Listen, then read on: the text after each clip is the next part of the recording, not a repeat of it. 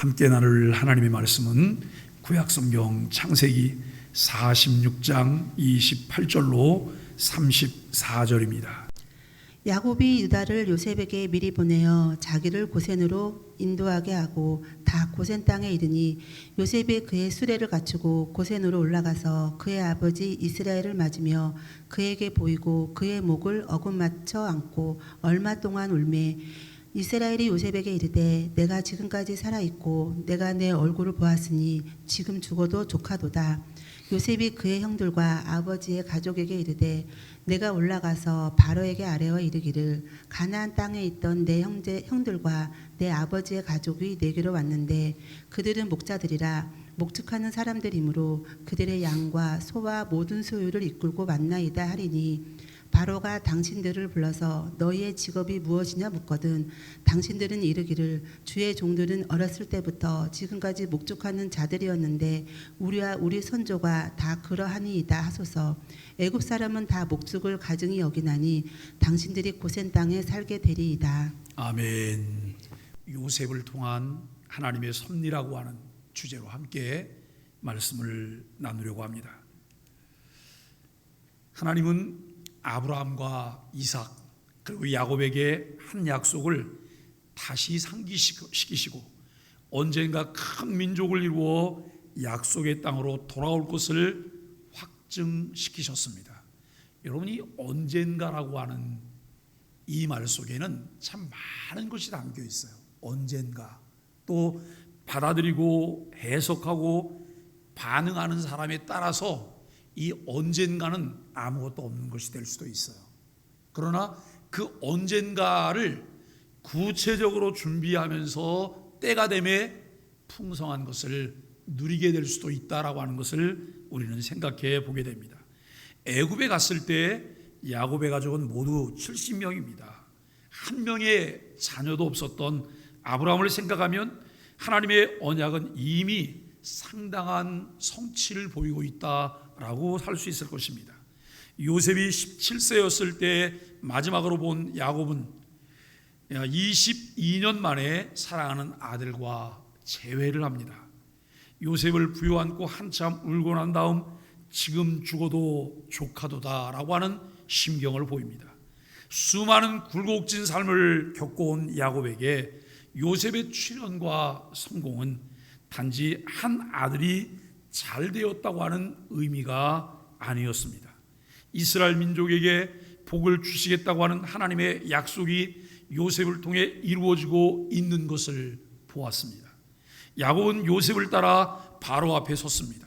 험난했던 130년의 인생을 수레하고 바로에게 들어가고 나오면서 하나님의 이름으로 축복합니다.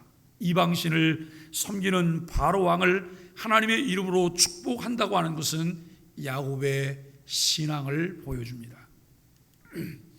바로가 천하를 지배하는 통치자지만 세상 모든 나라와 민족을 창조하고 통치하는 진정한 통치자는 하나님이라는 사실을 알았기 때문입니다. 하나님은 요셉을 통해 야곱의 노년을 영화롭게 하셨습니다. 하나님은 자아의 삶에 이끌렸던 요셉을 빚으시고 그를 통해 거대한 민족의 기초를 닦으셨습니다. 여러분, 우리는 아브라함, 이삭, 야곱 이 세 사람의 족장을 보면서 그들이 어떤 자격이 있었기 때문에 하나님의 부르심을 받았을까?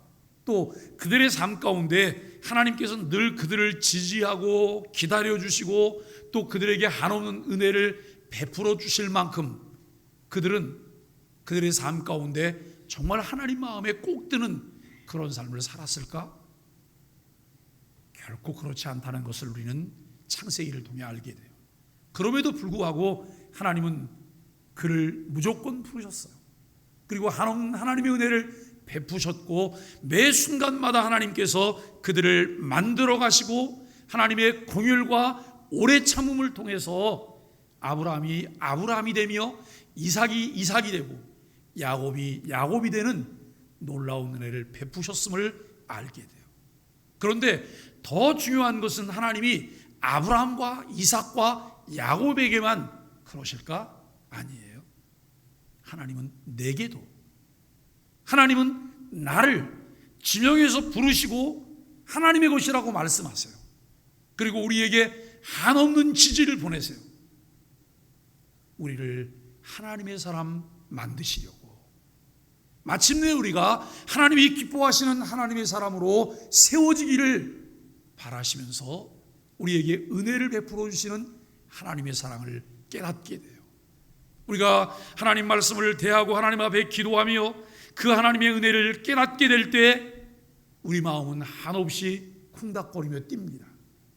하나님의 놀라운 은혜 때문에 그 은혜 앞에 깊은 묵상을 해요. 때로는 걷기도 하고, 내가 여러분 일을 하면서도 그 하나님의 은혜를 묵상할 때 내 마음 가운데, 내 심령에 밀려오는 한없는 은혜가 있다고 하는 것을 깨닫게 돼요. 이것을 통해서 주님과 좀 더 친밀한 관계와 교제를 나누게 돼요. 그런데 우리는 너무 표면에만 머물러 있어요. 깊이 있게 주님을 묵상할 수 있는 시간들을 우리가 갖게 되지 않아요. 늘 쫓기고, 그리고 눈에 보이는 것만 좋아하고, 그러다 보니 주님과 나와 친밀한 관계 속에서 말할 수 없는 그 희열을 느끼는 그 시간들이 우리에게 없다는 거예요. 여러분, 신앙은 그와 같은 것들을 통해서 점점 자라가게 돼요. 하나님은 그 은혜를 깨닫게 하시고 우리의 신앙이 깊어지게 하는 것을 우리는 알게 돼요. 하나님이 자아의 삶에 이끌렸던 야곱을 빚으셨던 것처럼 우리의 삶도 날마다 빚어 만들어 가신다는 사실들을 믿고 주님 앞에 가까이 갈 수 있는 은혜가 있게 되기를 간절히 바랍니다. 애굽 땅은 이스라엘 자손이 단기간에 거대한 민족을 형성할 수 있는 가장 좋은 토양이었습니다. 야곱과 요셉이 제하는 과정에서 유다는 중요한 역할을 해요. 참 하나님은 계보를 이어가시는 과정들을 보면 때가 되면 그들을 부각시키세요. 그들이 일하게 하세요. 그들을 전면에 내세우기도 하고 어떤 역할을 감당하게 해요. 사실 유다라고 하는 사람의 됨됨이를 보면 유다가 그렇게 쓰임받을 만한 인물일까? 아닐 거예요. 이름이 많이 거론되지 않았던 형제들 중에 어쩌면 더 훌륭한 형제들이 있었을 거예요. 그럼에도 불구하고 하나님은 이 유다가 유다로서의 역할을 하게 하시고 그의 계보를 통해서 다윗이 나오게 하시고 예수 그리스도가 오시게 하는 이런 일들을 보게 돼요. 여러분, 이런 내용들을 보면서 우리가 단순히 이렇게 생각을 해봐요. 그래, 하나님이 하셔야 되잖아. 하나님이 삶의 주도권을 쥐고 하나님이 하셔야 되잖아. 우리가 할 수 있는 것은 한없이 하나님 앞에 나를 내놓는 거예요.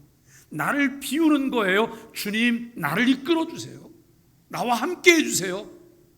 주님의 은혜가 필요해요. 이것만 필요해요. 사실 우리가 뭘 하려고 하잖아요. 내가 운전대 내가 붙들고 내가 운전하면서 주님 좀 성가시니까 뒤로 좀 계시라고 무슨 얘기? 주님 헷갈려요. 이러면서 내가 하려고 해요. 매 순간이 나를 깨트리는 작업이다.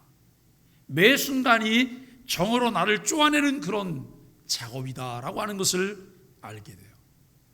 어제 목사님 한 분을 만났어요. 그런데 목사님 둘째가 이번 11월 달에 출산을 한대요. 그리고 태아 사진을 보내는데 저는 깜짝 놀랐어요. 지금까지 봤던 태아 사진하고는 완전 다른 사진인 거예요. 그 사진에서 아이의 얼굴 윤곽이 따로 잡히고요. 아이의 손가락, 발가락, 신체의 부위가 다 따로따로 잡혀서 나와요. 태아 속에서 그 사진을 다 찍어내는 거예요. 근데 이 아이의 그 얼굴 모양에서 누구를 닮은 것 같은 윤곽들도 다 보이더라고요. 엄마 아빠가 키가 커요. 그래서 제가 그랬어요. 혹시 2m가 넘는 아이가 나오게 되는 거 아니냐 그랬어요. 근데 보니까 손가락 발가락이 얼마나 긴지. 와, 제가 그걸 보면서 이게 과학의 힘이잖아요. 오늘 우리는 우리의 삶을 통해서 우리가 할 수 있는 게 아무것도 없잖아요. 오늘도 부분을 만들어 가시는 하나님의 은혜, 내가 아침마다 만나는 하나님의 말씀을 붙잡고 그 말씀을 통해 주시는 하나님의 은혜를 깨닫고 하나님 이와 같이 살게 되기를 원해요. 이 은혜를 입으며 살기를 원하고 주님이 기뻐하시는 뜻을 이루는 삶을 살게 해주세요. 그러면서 하나님께 믿음을 주시도록 더 견고한 하나님의 사람이 되도록 하나님께 기도하는 일이 필요해요. 유다는 애굽 총리에게 베냐민을 억류하면 안 된다고 설득했고, 이후에는 야곱이 애굽으로 내려올 때 먼저 와서 요셉에게 알렸습니다. 그는 요셉을 애굽에 파는 일을 주도해서 야곱과 요셉이 헤어지는 원인을 제공했던 자입니다. 그런데 이제는 야곱과 요셉이 만나는 과정에서 결정적인 역할을 해요. 성경은 하나의 공동체가 헤어지는 것보다 연합하는 것에 지대한 관심을 갖습니다. 유다는 그 과정에서 중요한 역할을 합니다. 하나님의 백성으로서 우리는 생명을 해체하기보다 창조하고 회복하는 것에 관심을 가져야 합니다. 생명 회복에는 인간의 생명만이 아니라 자연의 생명도 포함합니다.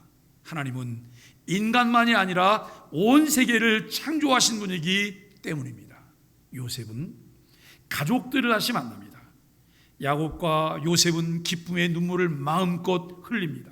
헤어졌던 가족들을 다시 만나는 것보다 기쁜 일이 있을까요? 여러분, 아주 오래전에 누가 이 사람을 아시나요? 방영됐던 것 여러분 기억하시죠? KBS를 통해서 전국의 수많은 사람들을 울렸던 방송이에요. 저도 매일매일 봤어요. 혹시 우리 삼촌이 나타나지 않을까? 우리 아버지 가족들이 나타나지 않을까? 저도 매일매일 봤어요.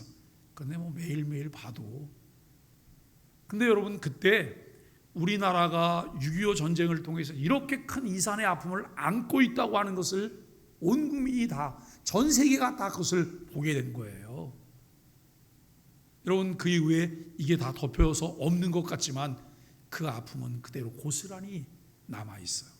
이념 때문에, 자기들 눈앞에 있는 이익 때문에 국가를 움직이고 전 세계를 움직이는 사람들이 자기들의 이익 때문에 약자들의 아픔을 거들떠 보지 않고 그와 같은 아픔을 만들어낸다고 하는 것, 이것은 마지막 때 그들의 삶 가운데서 하나님의 심판을 면할 수가 없는 그런 일이라고 하는 것을 분명하게 기억해야 돼요.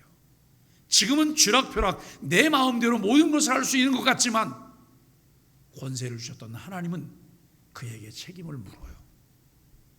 그렇기 때문에 우리는 내가 무엇을 맡았을 때, 어떤 자리에 있을 때, 여러분, 그 권자가 나를 위한 권자가 아니에요. 위임하신 분이 있다는 거예요. 위임하신 분의 의도대로 내가 무엇을 진행하고 있느냐라고 하는 것을 우리는 자세히 살펴보아야 할 것입니다. 야곱과 요셉의 만남을 보며 우리는 우리 가족들을 둘러봐야 합니다. 가족을 이루는 구성원을 보며 여러분 기뻐하십니까? 우리는 또한 교회 공동체를 이루고 살아갑니다. 신앙 공동체 안에서 우리는 서로를 형제, 자매라고 부릅니다. 우리는 교회 공동체를 이루는 구성원과 어떤 관계를 맺고 살아가고 있습니까? 그냥 나만 혼자 교회 와서 쌩 예배드리고 쌩 가고, 여러분 그러면 될까요? 제가 처음 교회를 개척하고 목회를 할 때 새벽 기도에만 우리 교회 10여 년 이상 나오던 분이 계셨어요. 새벽 기도에만. 그분은 새벽 기도 교인이세요. 그리고 간혹 수요일 저녁에는 오실 때가 있으세요. 교회가 좀 머니까 본교회 가시기가 어렵고 저희 교회 새벽 기도를 나오세요. 그러니까 그분과 많은 대화를 해요. 근데 그분에게 안심을 시켜드렸던 것은 뭐냐면, 어디 낯선 교회 새벽 기도를 가면 교인이 옆에 붙어서 자꾸 이것저것 물어보고 자기 교인 만들려고 하는 것 때문에 새벽 기도 가기가 어려운 거예요. 그런데 저는 그렇게 새벽 기도 오시는 이웃 교회 교인들 중에 얌체 교인들 너무나 많다고 생각해요. 이건 예의가 아니고 도리가 아닌 부분들이 많아요. 그러니까 그 중에 하나가 뭐냐면 이웃 교인이 오면 우리 교인 만들려고, 왜 우리 교인 만들려고 하죠? 요즘 제가 정말 웃지 못할 만한 이야기들을 들었는데요. 교회 새벽 기도를 나오게 돼서 이렇게 새벽 기도를 나온다고 교회에다가 얘기를 했대요. 그러니까 교회에다 얘기했더니 다른 게 아니에요. 혹은 여전도사님, 혹은 목자에게, 그리고 교구장에게 이렇게 얘기했는데 그게 교회 얘기가 들어가갖고 그 다음 날부터 교회가 차를 보내더래요. 그 다음 날부터. 제가 이걸 보면서 우리 한국교회가 언제까지 이렇게 욕심스럽게 갈까? 언제까지 이렇게 가야 될까? 그런 생각을 해봤어요. 우리 교회 나오시던 그분에게 제가 이제 오시니까 여러 날 지난 다음에 인사를 했어요. 교회는 어디 나가시냐? 제가 아는 목사님 교회 교인이더라고요. 그래서 새벽에는 편안하게 나오십시오. 그리고 우리 교회를 위해서도 꼭 기도해 주십시오. 한 1년 정도 지난 다음에 제가 이렇게 얘기했어요. 저는 새벽에만 저 권사님이 우리 교회 교인이라고 생각합니다. 아주 편안하게 나오십시오. 그분도 정말 편안하게 교회를 나오시게 돼요. 우리 교회 교인들하고도 얼굴 다 아니까 이렇게 인사도 좀 잘해요. 저는 굉장히 자연스러운 거라고 생각해요. 한 번도 저는 우리 교인들에게도 그분 우리 교회로 오라가는 얘기 하지 하라는 얘기 안 했어요. 저도 그 얘기를 안 해요.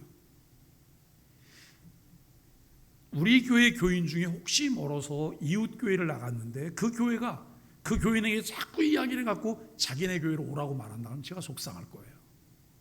이것은 제가 속상하면 그 교회 목사님도 속상한 거잖아요. 그런데 나 속상한 것만 생각하고 내가 속상할 만한 그런 일들을 내가 한다고 하면 이거는 모순이잖아요. 우리가 여러분 수단과 방법을 가리지 않고 숫자만 많이 모아놓으면 그게 교회일까라고 하는 거예요. 근데 어떤 분들은 교회 오면 예배만 드리고 그냥 꽁지 빠지게 또 도망가거든요. 꼭 축도가 끝날 쯤 되면 또 나가는 분도 있어요. 혹시 아는 척 할까 봐. 그분의 착각이시죠. 뭐 이렇게 그분이 대단하다고 교회가 뭐 아는 척만. 그래서 어떤 분들은 교회가 아는 척 안 하면 좋겠다. 근데 아는 척 안 하는 교회는 또 여러분 사랑과 관심이 없는 교회잖아요. 이거 도대체 어디에 맞춰서 춤을 춰야 될지 알 수가 없어요. 그럼에도 불구하고 우리는 꼭 이야기를 해야 돼요. 목사님, 제가 어디 교회 다니는 교인인데 사정상 이렇게 예배 참석을 하게 됩니다.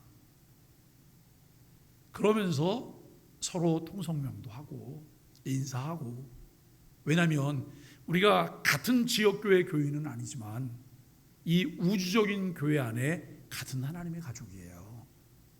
같은 하나님의 가족이거든요. 그렇다면 서로가 인정하고 축복하고 알고 교제할 수 있는 게 이게 당연한 거죠. 우리는 여러분 교회 안에서 다른 구성원들과 어떤 관계를 맺고 있을까? 신앙생활하면서 여러분 그냥 잘 모를 때는 관계가 없어요. 조금씩 알아가다 보면 갈등들이 생겨요. 다른 게 나타나거든요. 그런데 이 다른 것을 넘어서지 못하면 좋은 관계는 없는 거예요. 부딪히세요. 싸우셔야 돼요. 그런데 정말 중요한 것은 뭐예요? 끝까지 함께 살아가야 되는 가족이라는 것을 우리가 인정하셔야 돼요. 여러분 부부가 부부 싸움 하는데요, 부부 싸움이 칼로 물베기라 그러잖아요. 왜요? 분명히 싸워서 지금 왼수가 될 것 같은데 자식들이 와서 이렇게 돌아보면 둘이서 시닥거리고 또 있거든요. 애들은 그걸 이해를 못하는 처음에. 지금 분위기가 되게 나쁠 거야. 근데 가서 보면 자기들끼리 되게 좋아요. 이건 뭐야? 이게 부부잖아요.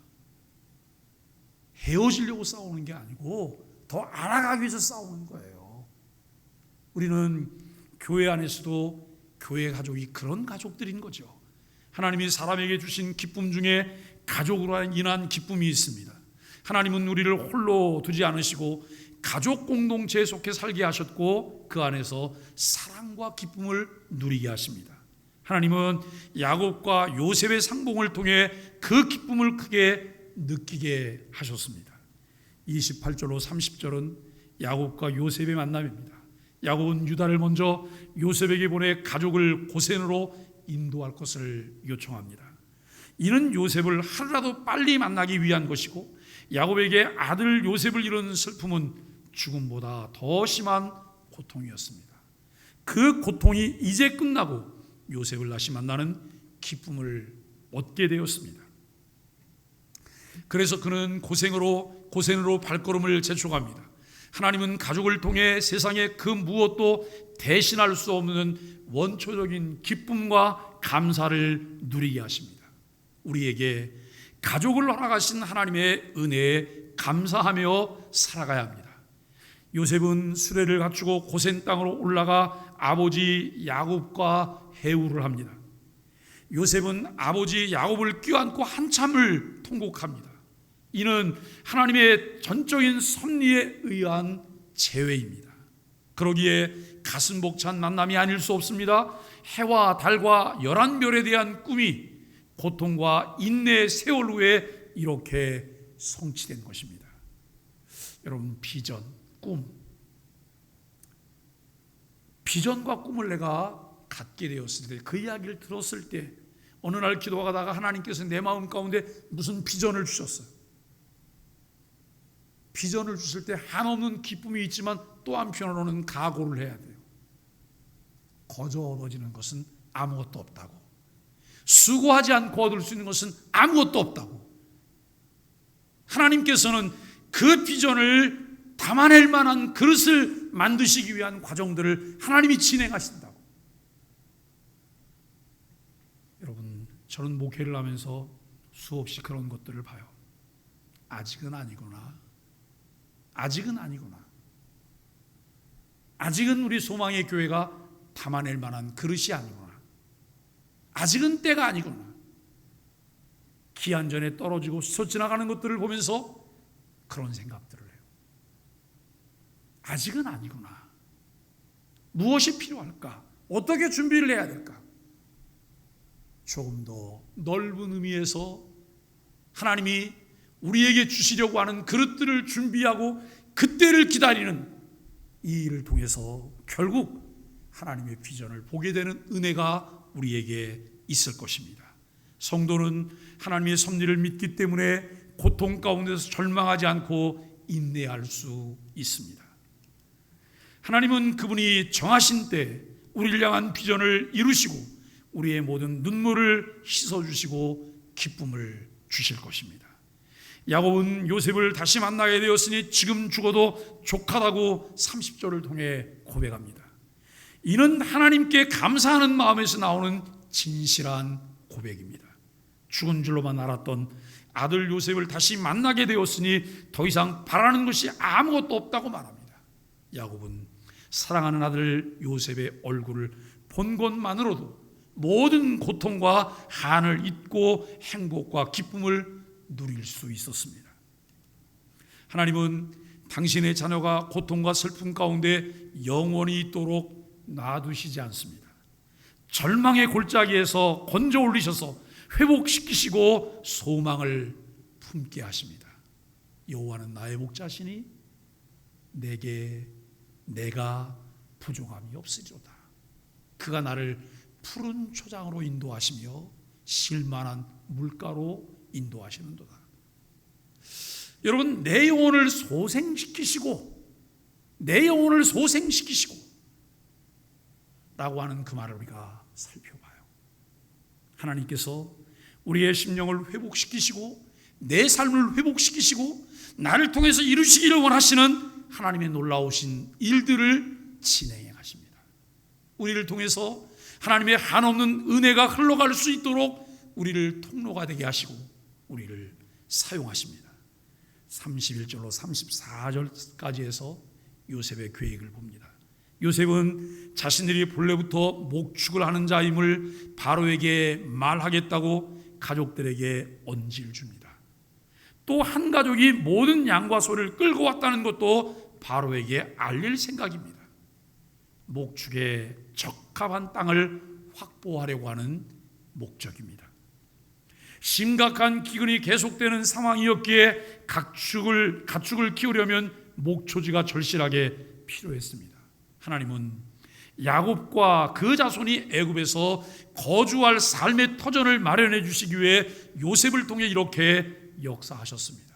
요셉은 형들과 아버지에게도 바로 앞에 나아갔을 때 자신들이 목축하는 자임을 분명하게 밝힐 것을 당부합니다. 고센 땅에 정착하기 위한 전략이었습니다. 요셉은 가족을 애굽의 중심지에서 멀리 떨어진 고센 땅에 거주하게 함으로써 애굽의 이방 문화로부터 분리시키고자 했다고 하는 거예요. 그저 그 땅이 비옥한 땅이니까, 살기 좋으니까, 표면적인 그것만 본 것이 아니에요. 이스라엘이 애굽에서 거주하게 되는 그곳은 그들을 잘 길러내는 인큐베이터여야 되는 거예요. 그렇다면 그들이 살 수 있는 곳이어야 될 뿐만 아니라 그들이 애굽의 문화로부터 영향받지 않고 애굽으로부터 방해받지 않을 만한 그런 곳이어야 된다라고 하는 것도 생각합니다. 애굽 문화에 동화되지 않고 하나님의 언약 백성의 정체성과 신앙을 지키려고 하는 의도입니다. 하나님의 백성은 어디에 있든지 거룩함을 잃지 말아야 합니다. 하나님은 요셉과 야곱과 요셉에게 제 기쁨을 누리게 하시고 가족이 회복되는 은혜를 누리게 하셨습니다. 또한 애굽이라는 새로운 땅에서 삶을 이어나갈 수 있도록 요셉을 통해 역사하셨습니다.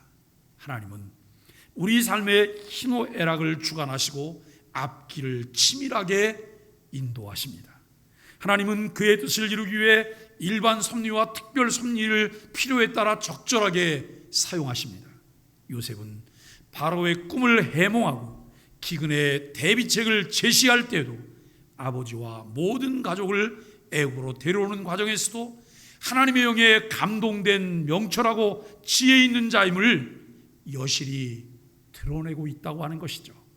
요셉은 생명을 살리는 사명을 어떻게 수행할 것인지 고심하고 치밀하게 계획을 세우고 용이 주도하게 계획을 실행합니다.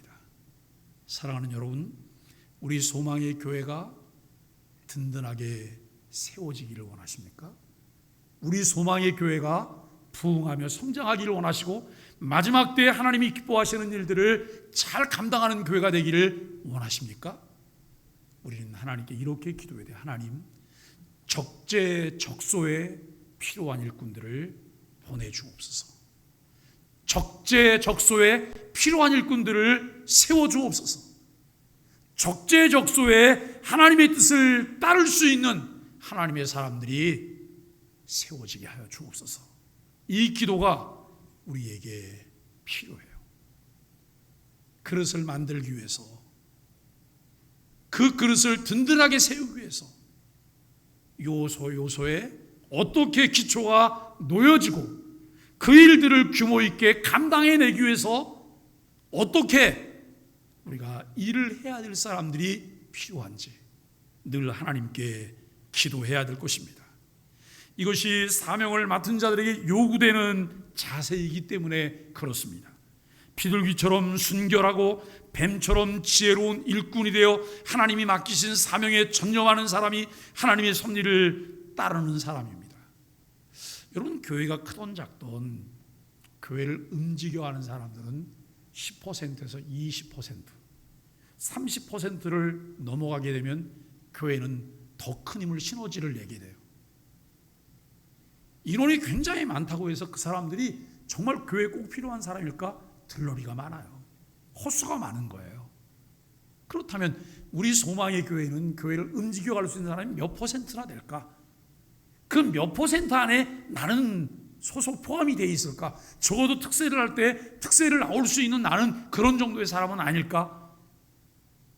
다양한 생각들을 해봐요. 다양한 생각들을 해보면서 정말 하나님의 섭리를 잘 따를 수 있는 하나님의 사람이 되게 하여 주옵소서. 하나님께 기도하게 되기를 바랍니다. 사랑하는 소망의 가족 여러분, 하나님께서 아브라함이 하셨던 약속의 요지는 하나님께서 주시는 땅에 하나님의 구별된 백성들이 하나님의 나라를 이루게 하시려는 내용입니다.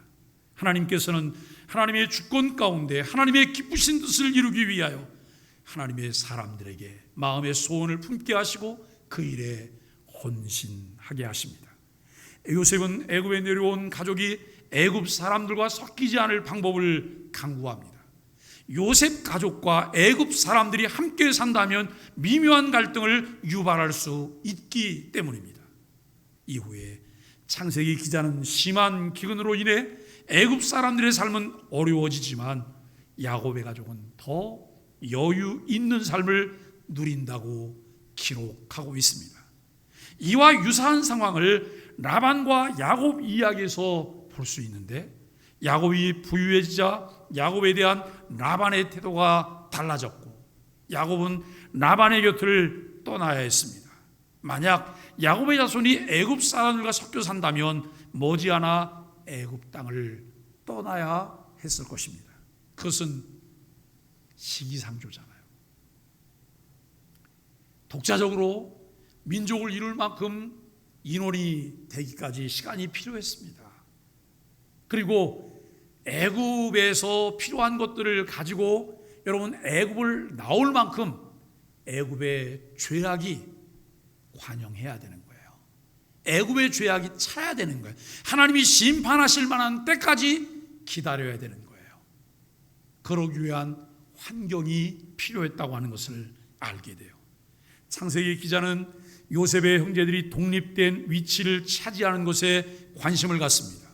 창세기에서 약속의 자손이 애굽 땅에 들어가는 것은 대단히 부정적입니다. 애굽은 그들에게 식량을 공급했지만 그들을 종으로 전락시킬 위험이 있기 때문입니다. 기근이 더욱 심해지자 모든 사람이 애굽의 종이 되었다고 47장 19절에서 이야기해요. 야곱의 아들들은 종으로 전락하지 않습니다. 하나님의 섭리는 매우 치밀하게 이루어집니다. 창세기를 통해 하나님의 일하심을 보며 하나님의 신실하심을 더 알아가고 신앙이 깊어져 주의 말씀에 온전히 순종하는 은혜를 힘입는 소망의 가족들이 되시기를 예수 그리스도의 이름으로 간절히 축복합니다. 우리 함께 기도하겠습니다. 하나님, 세상에 살지만 세상 가치에 물들지 않고 믿음의 판단과 결정할 수 있는 지혜로 무장되길 원합니다. 이 땅이 전부가 아니라 하나님이 약속하신 본향에 돌아가야 함을 잊지 않게 하여 주옵소서.